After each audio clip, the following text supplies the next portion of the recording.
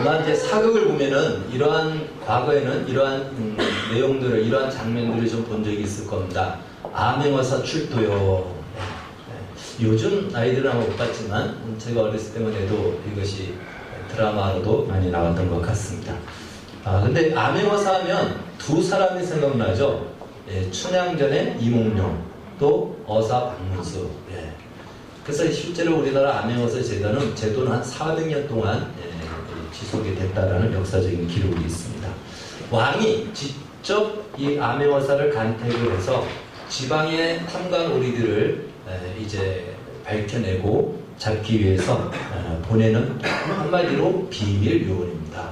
오늘날 얘기한다면 CIA, 우리나라 국정원 그런 같은 그런 요원이라고 볼 수도 있겠죠. 이 암행어사 출도요 하면은 숨어있던 수행원들이 방망이를 들고 와 하고 소리 지르면서 탐관오리를 가서 포박합니다. 그 장면이 참 멋있죠. 그래서 우리는 그 멋진 장면만 보고 야, 저 암행어사 나도 암행어사 됐으면 좋겠다 이런 마음을 갖는데, 실상 암행어사의 현실은 굉장히 피곤하고 어려웠다고 합니다. 신분을 숨겨야 되기 때문에 남루한 옷을 입어야 되고요. 또 서민들에게 동량을 드려야 되기 때문에 주막집에서 먹고 살아야지 기름진 데서 못 먹습니다. 그리고 나그네처럼 행동을 해야 됩니다. 자기를 드러내면 안 되거든요. 그것이 암행어사입니다. 그러니까 평상시의 현실은 매우 고단하고 힘듭니다. 그러나 결정적일 때는 왕의 대리자의 역할을 하는 것이 암행어사입니다. 크리스찬들은 마치 이 암행어사와 같지 않나 이렇게 한번 생각을 하게 됩니다. 다른 것이 있다면 이 세상의 암행어사는 탐관오리들의 부정부패를 척결하기 위해서 갔다면, 우리 크리스찬들은 세상을 향해서 세상을 살리기 위해서 신분으로 드러나지 않지만 그 비밀과 마패를 가지고 있듯이 복음의 비밀을 가지고 우리는 가게 되는 것입니다. 공통점은 둘 다 마패를 가지고 있는 것이죠. 그 말을 쓸 수 있고 암행어사의 증표를 가지고 있지만 우리에게는 생명의 복음이 있습니다. 또 동일한 것은 현실의 삶은 둘 다 고달프다는 것입니다. 그러나 결정적일 때는 왕의 권세를 휘두르듯이 우리도 위기에 처할 때는 하나님, 예수의 이름으로 하나님의 힘을 우리도 사용할 수 있는 그 자격과 그 조건을 우리가 가지고 있습니다. 오늘은 이제 부활의 주님을 만난 사람들의 시리즈 마지막 시간으로 이 부활신앙의 현주소, 현실에 대해서 한번 살펴보고자 합니다. 여러분, 고린도 전서 13장을 보통 사랑장이라고 하죠. 사랑은 오래 참고. 고린도서 15장을 부활장이라고 합니다. 부활장. 이 부활에 대한 이야기를 사도 바울이 자세히 이야기하고 있는데요. 여기서 바울이 이렇게 이야기를 합니다. 만약에 부활이 없다면, 이걸 다른 말로 얘기한다면 이 생만이 전부라면 이 얘기입니다. 그렇다면 바울의 결론은 무엇이냐면 예수님이 다시 살 이유가 없다. 예수님이 부활하신 것은 예수님 홀로의 부활이 아니고 우리의 부활을 위한 부활의 첫 열매이기 때문에 다시 살 이유가 없는 것이다. 또 우리가 전하는 복음도 다 가짜고 거짓말이다. 그리고 하나님이 예수님을 다시 살릴 이유가 없다. 우리를 살리기 위해서 예수님을 부활시킨 것인데 부활이 없다면, 이 생이 전부라면 뭐하러 하나님이 예수님을 다시 살리게 됩니다. 이렇게 세 가지로 정리를 하는 것을 보게 됩니다. 쉽게 말해 이제 부활은 틀림없는 사실이다, 이 얘기입니다. 예수님이 부활한 것도 틀림없는 사실이고 우리도 부활할 것이다. 그래서 고린도서 15장은 이것은 예수님의 부활을 이야기하지만 사실은 우리의 부활을 얘기하는 겁니다. 우리의 몸의 부활을 이야기하는 것입니다. 그러니까 그것도 사실이다. 만약에 부활이 없다면 이 세상에서 가장 불쌍한 사람들이 누구다? 크리스찬들이다. 그렇게 바울이 결론을 내리고 있습니다. 그러면서 고린도서 15장 58절에 이렇게 말씀하죠. 그러므로 내 사랑하는 형제들아, 견실하며 흔들리지 말고 항상 주의 일에 더욱 힘쓰는 자들이 되라. 이는 너희 수고가 주 안에서 헛되지 않은 줄 알라. 자, 그런데 이제 우리의 현주소, 우리의 현실을 한번 돌아와야 되겠죠. 우리의 현주소, 현실은 과연 부활이 있는 자의 삶인지 아니면 이 생이 전부인 것처럼 살아가는지 그 우리의 현실은 어떻습니까? 여러분의 현실은 과연 부활이 있는, 부활이 틀림없다라고 믿고 그것을 바라보며 사는 삶입니까? 아니면 이 생이 전부인 것처럼, 부활이 없는 것처럼 사는 인생입니까? 여러분, 무엇을 보면 그걸 알 수 있을까요? 여러분이 기도하는 제목을 보면 알 수 있습니다. 한번 생각해 보십시오. 기도 제목 1번, 2번, 3번. 우리 가장 중요한 것부터 기도하죠. 나에게 가장 다급하고. 그래서 1번, 2번, 3번을 한번 생각해 보십시오. 그것이 무엇을 위한 기도인지. 세상적인 것을 위한 기도가 1, 2, 3번에 다 있다면 나는 어쩌면 이 생이 전부인 것처럼 살아가는 사람입니다. 그건 성경적으로 얘기하면 뭐라고 얘기하죠? 가장 불쌍한 삶을 살고 있다는 것입니다. 부활은 상관없어요. 부활은 죽고 나서 있는 일이니까 부활이 없는 것처럼 사는 것과 같다는 것입니다. 당연히 우리의 기도의 첫 번째가 무엇이어야 될까요?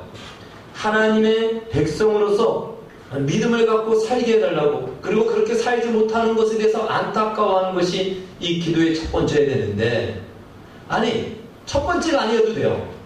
두 번째, 세 번째, 3번까지라도 들어가 있어야 됩니다. 그런데 그것이 안 들어가 있다면 우리는 이 생이 전부인 것처럼 살아가는 삶, 성경적으로 얘기하면 가장 불쌍한 삶을 살고 있는 것입니다. 이제 오늘 말씀을 통해서 우리 중에 그런 사람이 한 명도 없기를 주의 이름으로 축원합니다. 아멘. 그렇잖아요. 불쌍하게 살고 싶습니까? 아무도 그런 사람이 없잖아요. 불쌍하게 살면 안 되는 것입니다. 우리에게 허락된 삶은 오늘 우리가 영상에 보았듯이 저 조니처럼 전신마비라 할지라도 나는 풍성한 삶을 살고 있다라고 말할 수 있는 이것이 우리에게 허락된 삶이기 때문에 그렇습니다. 자, 그렇다면 이제 이 부활신앙을 가졌다면 이 부활신앙을 가진 것의 중요한 것은 내가 그 신앙을 가진 것이 중요한 것이 아니고 그 신앙으로 우리의 현실을 어떻게 바라보느냐, 어떻게 우리의 현실을 이해하느냐, 이것이 매우 중요합니다. 왜 그런가 하면 신앙과 현실은 너무나도 괴리가 크기 때문에 그래요. 우리가 믿는 믿음의 내용만큼 우리의 현실이 그렇게 받쳐주지 않고 그렇게 펼쳐지지 않습니다. 그래서 많은 사람들이 시험에 들고 딜레마에 빠지기도 합니다. 대부분의 사람들이 예수를 믿으면 이렇게 생각하죠. 이제부터 내 삶의 환경은 훨씬 좋아질 것이다. 왜? 하나님이 나를 도와줄 거니까 훨씬 좋아질 것이다. 이렇게 생각합니다. 당연히 그럴 수 있죠. 그런데 우리의 현실은 좋아집니까? 비교가 될 만큼 좋아집니까? 좋아지는 것 같은데 좋아질 것 같다가 그냥 제자리를 돌아가는 것 같고 별반 다를 바가 없는 것 같고 어떤 경우는 더 못하는 경우가 많습니다. 예수를 믿으면 하나님이 도와주면 내 병이 나아야 되는데 병이 낫는 것이 아니고 더 심해지는 경우도 많이 있고요. 사업도 어려워지는 경우도 많고요. 내 자녀가 바뀔 것 같은데 바뀌지 않고요. 그래서 우리가 믿는 신앙과 현실이 너무나도 괴리가 크고 격려가 격리되어 있다 보니까 우리의 신앙이, 우리의 부활신앙이 내 삶의 현실에서 아무런 영향력을 발휘하지 못한다는 것입니다. 부활이 아무런 힘을 발휘하지 못합니다. 그냥 부활신앙과 나의 현실은 그냥 각각이라는 것이죠. 근데 오늘 우리가 읽은 사도 바울의 고백을 보면은 이렇게 얘기합니다. 내가 그리스도와 그 부활의 권능과 그 고난의 참여함을 알고자 하여 그의 죽으심을 본받아 어떻게 해서든지 죽은 자 가운데서 부활에 이르려 하노니. 여러분 자세히는 몰라도 이 문구만 봐도 바울의 현재의 삶과 부활은 매우 긴밀하게 연결이 되어 있는 것 같지 않습니까? 그 부활에 이르기 위해서 나는 지금 힘을 다해 산다. 부활이 내 삶의 현실에 상당한 영향력을 미치고 있다. 바울의 고백, 자세히는 그 내용을 몰라도 표현된 문구만 봐도 그렇게 말하고 있습니다. 그런데 우리는 그렇지 못하다는 것이죠. 왜 그럴까요? 신앙과 우리의 부활신앙과 현실을 우리가 오해하고 있기 때문에 그렇습니다. 그래서 오늘 시간은 이 부활신앙에 대한 정리, 요약과 함께 우리의 현실에 대한 부분을 이해를 갖도록 하겠습니다. 바울은 오늘 본문에서 목적을 분명히 밝히죠. 내가 어디에 도달하기를 원한다고 합니까? 어떠하든지 나는 죽음을 통하여서 부활에 이르기를 원한다라고 이렇게 분명하게 자신의 목적을 그렇게 밝히고 있습니다. 그런데 이 말씀을 이렇게 이해해서는 안 됩니다. 부활에 도달하는 것이 바울에게 있어서 최종적이고 최고의 목적이기 때문에 내가 그 부활에 이르는 데서 떨어지면 안 되기 때문에 내가 최선을 다하고 살아간다. 어떻게 보면은 그렇게 이해될 수 있어요. 이 말씀을 보면은. 근데 그 뜻이 아닙니다. 이 말씀은 그런 의미가 아닌 것입니다. 우리 10절, 11절 말씀을 다시 한번 좀 읽도록 하겠습니다. 빌립보서 3장 10절, 11절. 자, 10절, 11절. 시작. 내가 그리스도와 그 부활의 권능과 그 고난의 참여함을 알고자 하여 그의 죽으심을 본받아 어떻게 해서든지 죽은 자 가운데서 부활에 이르려 하노니. 아멘. 그러니까 부활에 이르기 위해서 내가 거기서 떨어지면 안 되니까 내가 어떻게든지 이 현실의 삶에서 거기서 떨어지지 않도록 최선을 다해서 산다. 이 의미가 아니라는 것이에요. 이 말씀은 이러한 의미를 가지고 있습니다. 부활은 기정사실이라는 것입니다. 여러분, 예수를 믿는 우리에게 부활은 기정사실이고 보증수표입니다. 이거는 운명입니다. 내가 원하든 원치 않든 이제 우리는 예수님의 부활의 몸처럼 생명의 부활로 우리는 나가게 될 것입니다. 그래서 예수님이 부활하신 것도 사실이고 내가 부활할 것도 사실입니다. 그걸 이야기하는 거예요. 근데 바울은 내가 그 죽으심을 본받아 죽은 자 가운데서 부활에 이르라느니 이렇게 이야기하는 것은요, 바로 이걸 얘기합니다. 예수님이 부활하시기 전에 어떠한 과정을 거치셨죠? 부활하시기 전에 십자가의 죽음을 당하셨습니다. 그러니까 이것은 부활은 죽음 없이 갈 수 없는 것이죠. 그러니까 이것은 부활에 이르기 위해서는 반드시 거치는 과정이, 단계가 무엇이냐면 십자가의 죽음입니다. 즉 이것이 조건이라는 것이 아니고요, 그 과정이에요. 부활에 이르기 위한 과정으로서 십자가의 죽음, 그 죽음을 거칠 수밖에 없다는 것이 바울이 이야기하는 현실인 것입니다. 예수님께서 그 과정을 통해서 부활에 이르셨듯이 바울도 부활이라는 약속을 받았지만 나도 바로 그 부활에 이르기 전에 이 죽음의 과정을 거쳐갈 수밖에 없고 거쳐가겠다는 것입니다. 그것이 오늘 우리에게 주시는 또 하나의 교훈이기도 합니다. 아마 좀 이해가 좀 어려울 수도 있는데요, 이렇게 한번 장면을 연상해 보시면 좋겠습니다. 여러분, 계곡 중에 빠져나올 수 없는 깊은 계곡을 협곡이라고 하죠. 한번 영상을 한번 볼까요?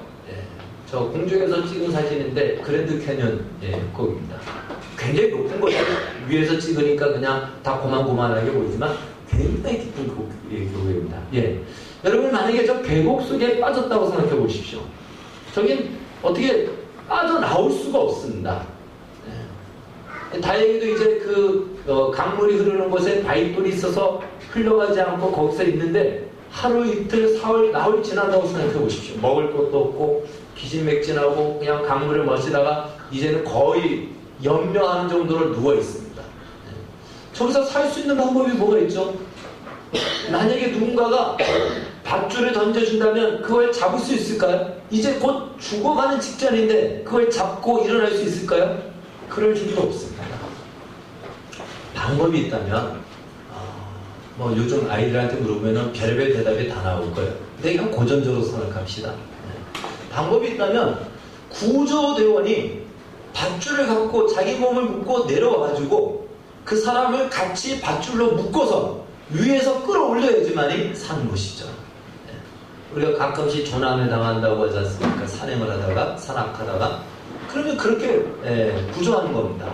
어떻게 방법이 없어요. 산속에 바위, 암벽 사이로 떨어지면 뭐 비행기가 갈 수도 없고 밧줄에 던져줘도 그 사람이 잡을 수가 없어요.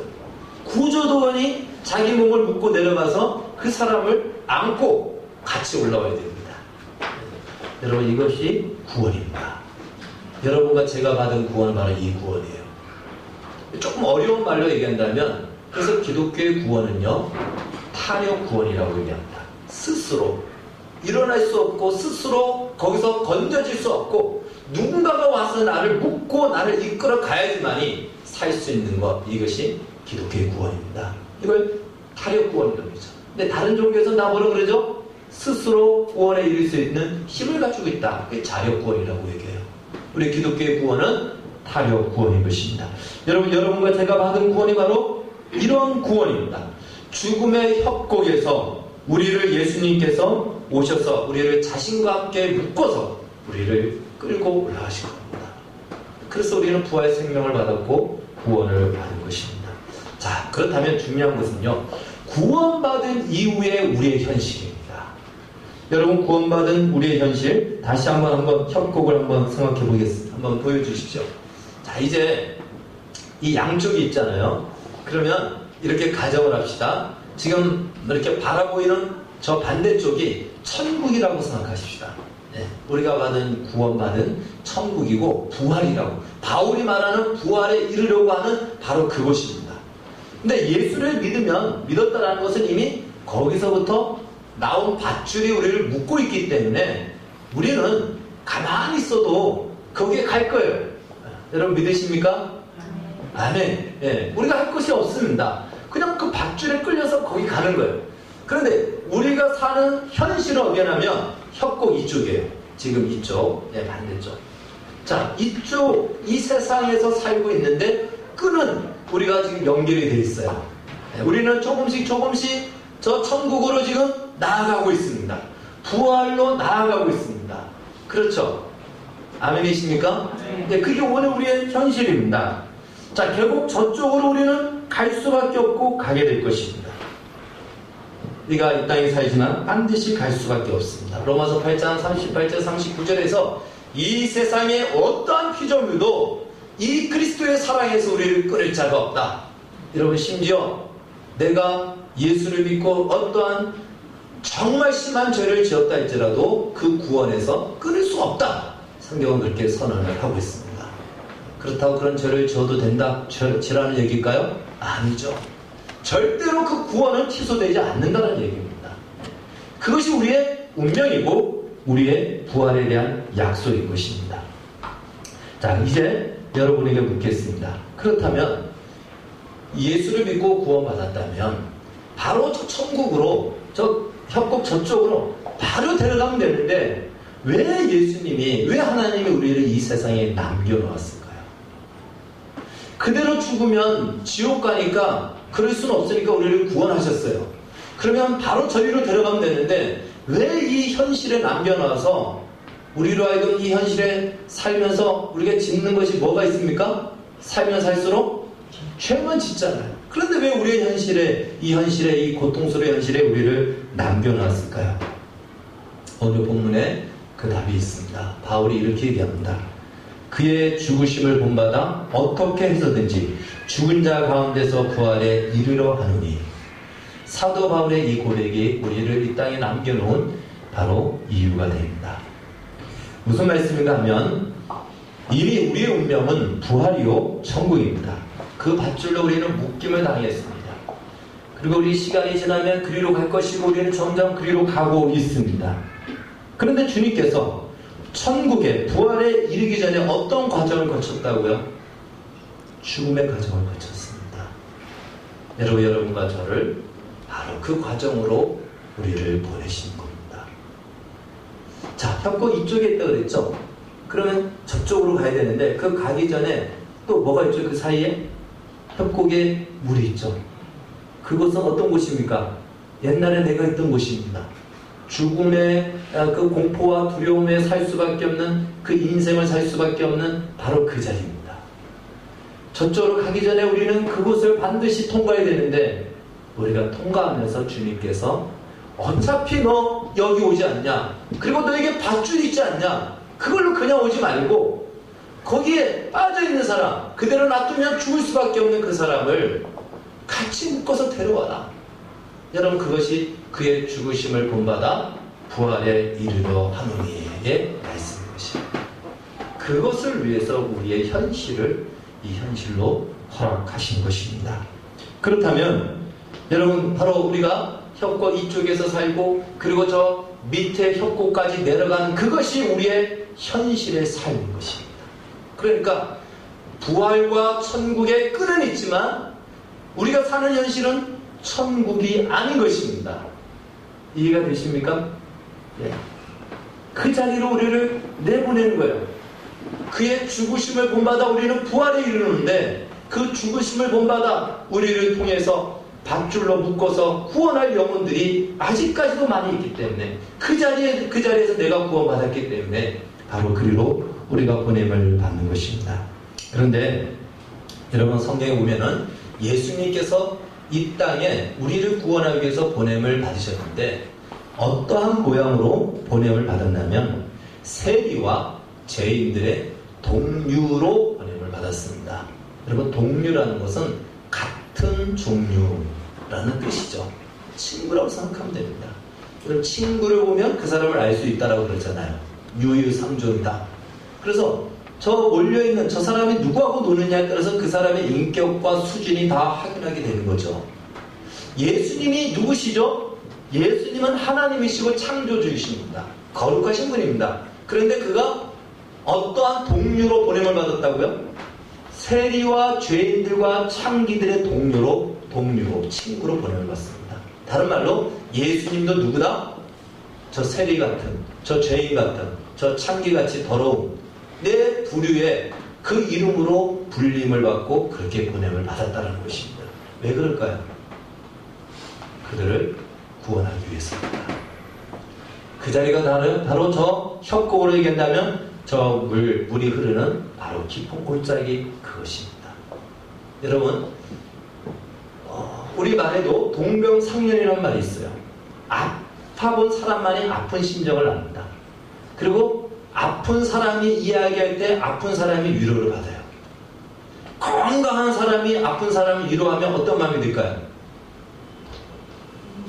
지는 건강하니까 그런 말 할 수 있지. 네. 그러지 않습니까? 네. 그런 말이 되는 거예요. 네.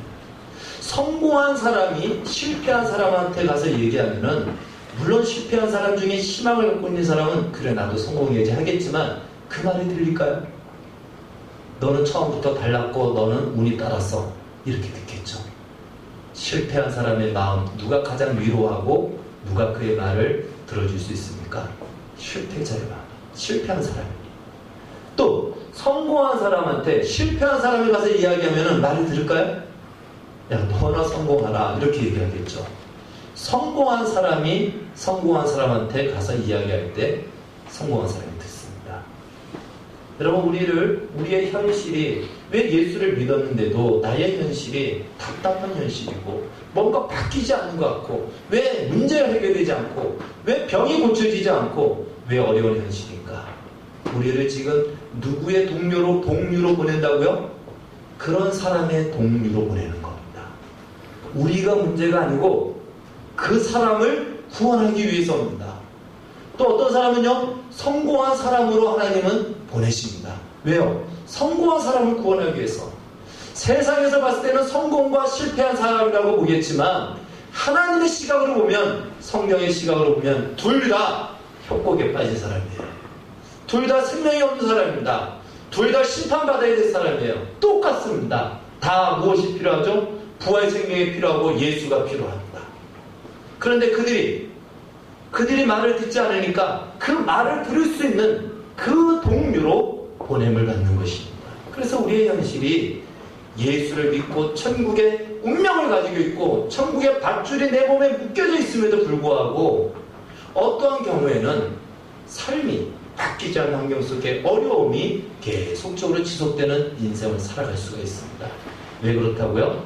내 주변에 그런 사람을 구원하라는 것입니다. 그럼 어떻게 구원할까요? 세상에서는 실패하고 좌절하고 또한 계속해서 반복하면요 어떤 마음이 듭니까? 여러분 실패를 반복해서 경험하면은 나중에는 어떤 마음이 들까요? 자존감이 다 떨어지죠. 그리고 자신의 인생의 삶의 가치를 느낍니까? 느끼지 않아요. 이런 인생 뭐하러 살아? 하고는 빨리 죽어버리지. 이런 마음을 가져요.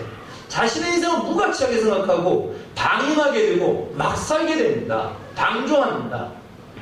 성공한 사람은 어떨까요? 잘 살까요? 성공에 빠져서 자만에 빠지죠. 그래서 자기 뜻대로 세상이 다 될 것 같은 기고만장함 속에서 살아갑니다. 여러분 이것이 이 세상에 살아가는 삶의 현실입니다. 그런데 크리스찬들은 실패한 인생을 살 수도 있습니다. 세상에서. 그런데 실패한 인생을 살았다고 해서 우리 자신이 실패한 존재입니까? 아니에요. 우리는 실패를 통해서 좌절과 낙심으로 끝나는 것이 아니고 나의 겸손함을 배우고 나의 못난 부분을 배우고 하나님의 은혜를 구하게 되고 다시 한번 그 은혜 앞에 감사하고 오늘 우리 영상에 봤던 것처럼 저 실패한 그 몸이나 마비돼서 실패된 아무도 거들떠보지 않는 그 인생이지만 하나님의 은혜와 사랑 앞에 그 인생이 얼마나 풍성하고 가치 있는 인생으로 바뀌어졌습니까? 그래서 내 인생이 소중하다는 것을 알고 비록 나의 조건 때문이 아닌 하나님의 사랑 때문에 내 인생은 포기할 수 없는 귀중한 인생임을 알고 살아갑니다. 그러면요, 세상에서 실패한 사람이 실패한 크리스찬을 보고는 나나 지나 똑같은데 나는 허구한 날 할 것이 없어서 원망하고 탓하고 어떤 경우는 술만 마실 수밖에 없는 인생인데 저 사람은 똑같은 인생 속에서도 무엇이 감사한지 나에게 없는 저 사람에게 있는 것이 무엇일까? 그런 마음을 가질까요? 안 가질까요? 가지죠. 그때 부활의 생명을 전하는 겁니다. 물론 그러기 위해서는요, 오랫동안 그 이야기를 참아주고 들어주고 기다려줘야 될 수고가 따릅니다. 바울은 그 얘기를 합니다. 내가 죽음을 본받아 죽은 자 가운데서 상관없다. 어떻게든 상관없다. 그래서도 한 영혼을 더 구원할 수 있다면, 그래서 부활에 이를 수 있다면 나는 모든 것을 다 감당하겠다라고 이야기하는 겁니다. 성공한 사람도 마찬가지죠. 성공 자만에 빠져서 그걸로 뻐기는데 성공한 크리스천은 달라요. 그걸로 뻐기지 않아요. 그걸로 자랑하지 않습니다. 하나님의 은혜를 자랑하고 감사하고 자기의 물질을 기꺼이 섬기고 나는데 기꺼이 있습니다. 저 사람은 나와 다른 거예요. 여러분, 성공한 사람이 사실 이면에 얼마나 불안한지 모르거든요. 그게 무너질까봐. 근데 불안함도 없어요. 이미 그걸 초월해서 살아갑니다. 나에게 없는 저 사람의 소원이 무엇일까? 물어볼 거야, 안 물어볼까요? 물어보죠. 그러니까 우리가 사는 현실은요, 우리 때문이 아니고 동유로 우리가 보낸받는 현실이기 때문에 그렇습니다. 왜 내가 예수를 믿는데도 내 삶의 환경이 바뀌지 않는가? 원망하고 좌절할 것이 아니고 우리 때문이라고 생각하지 마시고요. 바로 이러한 좌절과 절망 속에 살아가는 사람을 생명의 복음으로 끌어내기 위해서 우리를 보내는 겁니다. 그런데 우리가 똑같이 거기서 원망하고 좌절하면 어떻게 그 사람이 우리의 복음의 생명을 듣겠습니까? 그럴 수 없죠. 여러분, 그래서 부활이 없이 살아가서는 안 된다는 것이에요. 부활의 약속과 이 소망을 가지고 있어야지만이 현실의 삶이 어려워도 참아내고 견뎌내고 감사할 수가 있는 것입니다. 그렇게 살 때 비로소 우리가 동료로 보내진 그 현실이 그 사람이 구원을 얻게 됩니다. 여러분, 엊그제 지난주에 LG 구본무 회장이 타계했죠. 그 아들이 이제 후계자가 됐는데 상속세가 1조라고 들었습니다. 엄청나겠죠, LG 그룹이니까. 엄청난 돈이에요. 그러니까 얼마나 돈이 많았습니까? 그 사람 많죠. 이건희 씨도 많지만. 그런데 몇 살에 죽었습니까? 73세. 73세가 적은 나이는 아니지만 오늘 이 시대에 많은 나이는 아닙니다. 그 많은 물질이 73세 이상을 지속시켜주지 못했습니다. 성공한 세상에 성공한 거 영원할 것 같지만 영원하지 않습니다. 어쩌면 그 돈은 더 오래 가지만 내가 먼저 갈 수가 있는 거예요. 거기에 붙들려 살지 않는 것이죠. 우리 크리스천들은 바로 그 소망과 그 부활의 약속을 가진 자들은 거기에 일희일비하지 않는다는 것입니다. 여러분, 그걸 우리가 알 때 우리의 인생의 가치가 얼마나 소중한 줄 알죠. 내 인생이 나의 인생으로 끝나는 것이 아니구나. 예수님의 부활이 예수님 혼자의 부활이 아니고 우리의 부활을 대표하듯이 나의 실패된 인생이 그냥 나의 인생으로 끝나서 원망과 저주가 아니고 실패하고 좌절 속에 있는 많은 사람들을 살리기 위해서 하나님이 나를 동료로 보내셨구나. 여러분, 그것이 우리가 우리를 바라보는, 우리의 현실을 바라보는 이해여야 됩니다. 이것이 없으면 우리는 이 세상이 무섭습니다. 그리고 세상을 두려워합니다. 그러나 이것이 분명하면 더 이상 세상은 두려워할 대상이 되지 않는 것입니다. 한마디로 하나님께서 우리를 죽음의 자리로 보내시기 때문에 우리의 현실이 죽음의 동료 같은 현실이라는 것입니다. 의심하지 마십시오. 이상할 것도 없습니다. 괜찮습니다. 우리는 그 안에서 영원한 약속과 생명을 가지고 있기 때문에 바로 우리를 통해서 그 좌절 속에 있는 사람, 나도 그 협곡 깊은 곳에 있다가 구원받았듯이 그 영혼을 구원하는 그 역사를 이룰 것입니다. 그러면 많은 사람들은요 이렇게 얘기할 거예요. 그러면 나도 성공한 사람의 동료로 보냄받고 싶습니다. 아마 대부분이 다 그렇게 생각할 겁니다. 여러분, 물론 그러면 좀 편하게는 살 수 있을 겁니다. 그러나 사실은 머리는 더 아플 거예요. 그 성공한 그 물질을 또 그 사업을 지켜내기 위해서는요 그냥 되는 것이 아니죠. 사실 환경은요 하나님의 환경을 바꿔주시기도 하겠지만 우리의 노력과 수고로도 얼마든지 우리의 인생의 환경을 바꿀 수 있습니다. 예수를 믿지 않는 사람도 얼마든지 성공 신화가 많지 않습니까? 충분히 바꿀 수 있어요.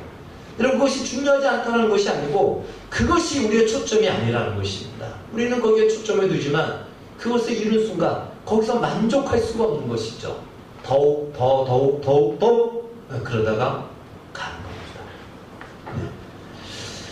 바로 우리가 어디로 누구의 동료로 보냄을 받는지 우리에게 부활 생명이 있다면 여러분 그것으로 우리는 충분합니다. 우리가 진짜 기뻐하고 붙들어낼 것이 있다면 바로 이 부활입니다.